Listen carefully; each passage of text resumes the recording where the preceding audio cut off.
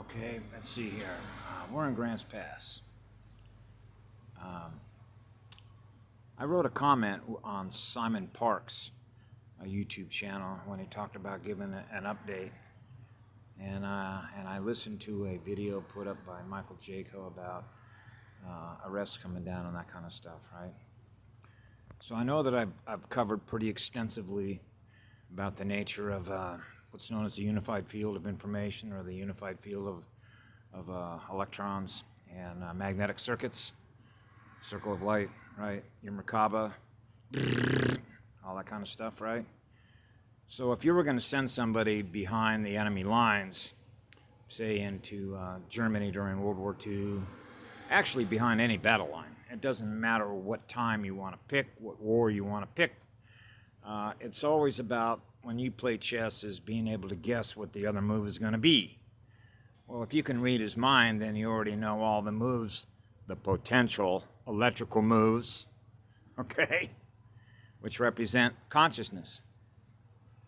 So if I'm running a higher state of density consciousness than the other player is, then I can sit there and look at all the options that are available to me, in which whatever move that it's going to make, we can counter it.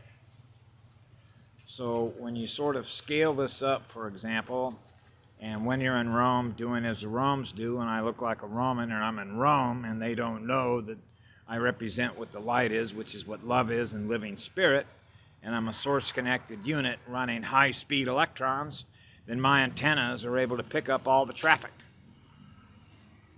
You're an antenna, a cosmic receiver. So that allows you to be able to pick up all the information, because an empath is experiencing all of it, experiencing all the information. So when you begin to realize that you can quantify all that and you can decipher it, and then you might say, well, on what level of encryption do you use? Well, think about a Gaia level of encryption. She's a goddess. Okay, so imagine what her level of encryption is, so they can't read her mail. Okay? So when you're connected to a Gaia motherboard, a goddess, the goddess of creation down here, right? And you begin to realize and know her history with who she is, where she comes from, and everything that's connected with her, you begin to realize the war that's going down, which is a war in spirit, okay, between electrical density consciousness. So that allows us to be able to read their mail. So I can read their mail. So that means that antennas like that are able to process an enormous amount of quantitative data, which means you're picking up all the mail, all the transmission, all the signals. Anybody that's been in the Army Signal Corps or communications period, you begin to realize the level of power that an intelligence agency has. So if you go back and look at the Nazis, for example, on who Admiral Canaris was, okay, Abwehr, okay, who he was tied in with, Galen, Reinhard Galen. He was the intelligence chief that worked the Eastern Front in Russia. Now, scale us up into the current DVD, Nazi intelligence. You need to understand that these people, like, for example, go look at Bletchley Park in World War II. These were some of the highest level mathematicians and scientists that work for the intelligence agencies. They're wanting to break the code, break into your genetic code, okay? Read your data. Now, I'm not going to get into how the assimilation thing starts and working with artificial intelligence and all that, but you can begin to see at a Star Wars level how somebody sitting there with a joystick can sit there and use a lower electrical density state of consciousness as an asset, what we call droning operations, okay? So I've got to deal with several drones that are in here, because when you realize, as I said from the beginning, this is an energy storage bin, they can access the energy that is in here and use it against us. Particularly when you realize the geospace location, particular geospace locations as they relate to timelines or energy that is in movement, okay, which represent realities because of the way in which the electrons, which represent information, DNA, holographically projected what is experienced by everybody that is experiencing that particular reality.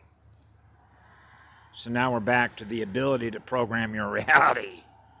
okay, by essentially taking over the way in which information which travels on electrons are sent through all your biotech, and thus you experience what that is rather than you choosing to experience what you want to experience, using your conscious mind to do that. So when you're in a delta state, which means you're in a source state, it means you're always with source, which means you're in a state of peace, naturally, walking through the cosmos. Your state of consciousness, your living spirit, which is in that light, your source. So that allows us to be able to pick up all of the communications, all the data that's being processed as we move through a warp bubble, in our warp bubble, our magnetic circuit of light. So the spin of the Merkaba is spinning at a very high rate of speed.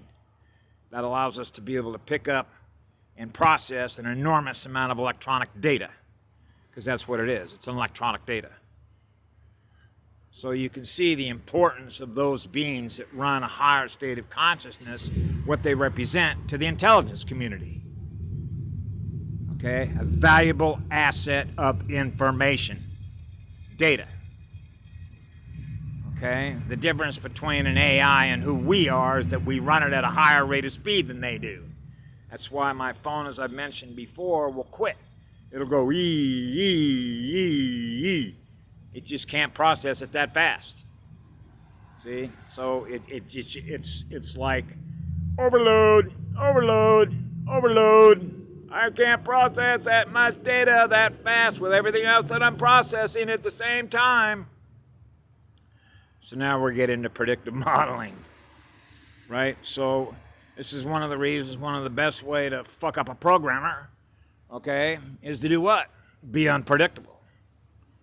So sometimes I'll do things that are all over the map, and knowing this, wow, fuck, he's doing this, he's doing stuff you can't predict. It's like ding, ding, ding. It's like what I call a ping pong ball in a clothes dryer. See?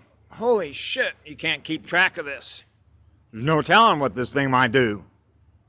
So I call it scrambling, okay, their network. So, you know, it's when you know these things as a child, and obviously you're in a spiritual war, which is an information war, which is an electron war, which is a data war, because data is information, and information is what we experience. It's like I told Robert David Steele. When you think of yourself as being a creative, intelligent being, and you're experiencing the information that is in the field, you're experiencing the data. So we set filters as to the data that we want to use, keep it in RAM, or get rid of it. So we have what are called vectors. You vector, tag, value tag the data. So if it doesn't represent what love is in service to others, we kick it out. Unless we begin to realize that piece of information or that data is going to have relevance for what? Future proves past. Future. The future generations that represent humanity. So I use all the information that I collected when I was a child and only hold on to that which is relevant right now. And when I'm done with it, it's gone. Okay? So I only access or use information that is relevant at the moment in which it is relevant for not only the nature of the war we're fighting, but to help raise the state of awareness in others and how this war is fought. And on one level, aside from spirit, it's a war between computers. Information processing, data processing, because you're experiencing the data. So I'll leave you with that for the day to think about, for those who want to think about it. Have a great day.